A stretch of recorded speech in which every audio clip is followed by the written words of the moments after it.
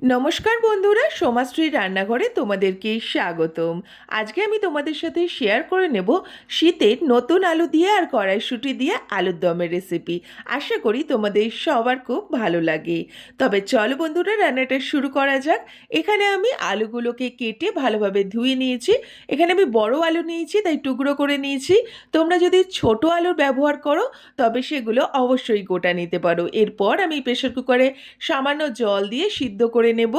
এরপর আমি এখানে একটি মশলা বানিয়ে নেব। তার জন্য এখানে আদা বাটা নিয়ে নিলাম 2 চামচ, নিয়ে নেব স্বাদ মতন লবণ, আর নিয়ে নেব 1 চামচ হলুদ গুঁড়ো, নিয়ে নেব 1 চামচ জিরের গুঁড়ো, আর নিয়ে নেব 1/2 চামচ ধনের গুঁড়ো, আর সামান্য একটু নিয়ে নেব ঝাল লঙ্কার গুঁড়ো, আর রঙের জন্য নিয়ে নেব অবশ্যই কাশ্মীরি লঙ্কার গুঁড়ো।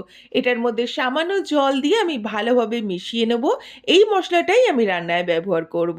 এরপর কড়াইয়ে সাদা তেল গরম করে তার মধ্যে সিদ্ধ করে রাখা আলুগুলোকে ভালো করে ভেজে নিতে হবে। এর মধ্যে সামান্য লবণ আর সামান্য হলুদ গুঁড়ো দিয়ে আমি লাল লাল করে আলুগুলোকে ভেজে নেব। তোমরা চাইলে পুরো রান্নাটা সর্ষের তেলেও করতে পারো। আমি এখানে রিফাইন তেলেরই ব্যবহার করেছি। আলুগুলো আমার একদম ভাজা হয়ে গিয়েছে। এবারে আলুগুলোকে তেল ঝরিয়ে তুলে নেব। তারপর ওই একই তেলের মধ্যে গোটা জিরে, তেজপাতা, শুকনো লঙ্কা, দারচিনি, এলাচ, লবঙ্গ ফোড়ন দিয়ে দেব। দিয়ে নেব সামান্য একটু চিনি। চিনিটাকে আমি দিলাম স্বাদটাকে ব্যালেন্স করার জন্য। তারপর ভালো করে নাড়িয়ে চাড়িয়ে নেব যতক্ষণ না একটা মিষ্টি গন্ধ বার হয় ততক্ষণ পর্যন্ত। এখানে আমি একটা বড় সাইজের টমেটোকে কুচি করে নিয়েছি, সেটা দিয়ে ভালো করে নাড়িয়ে চাড়িয়ে নেব।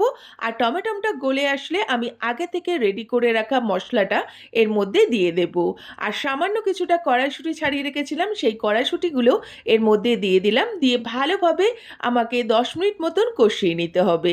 এটা যতক্ষণ না তেল ছেড়ে আসছে ততক্ষণ পর্যন্ত আমি কষিয়ে নেব। মশলাটা একদম কষে তেল ছেড়ে আসলে আগে থেকে ভেজে রাখা আলুগুলোকে দিয়ে দিতে হবে।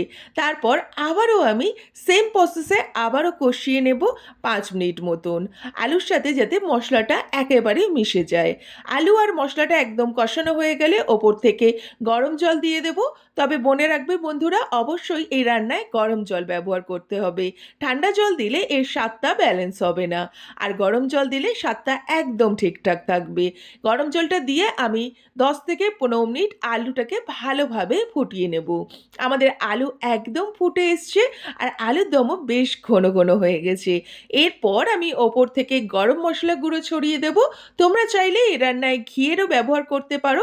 আমি আর শীতের আলুর রান্নায় ঘি ব্যবহার করলাম না, শুধু গরম মশলা ছড়িয়ে ভালো করে মিশিয়ে নাড়িয়ে চাড়িয়ে নিয়ে কিছুক্ষণ ঢাকা চাপা দিয়ে রেখে নামিয়ে নিলেই রেডি হয়ে যাবে আমাদের শীতের আলু দিয়ে আর কড়াইশুঁটি দিয়ে আলুর দমের রেসিপি।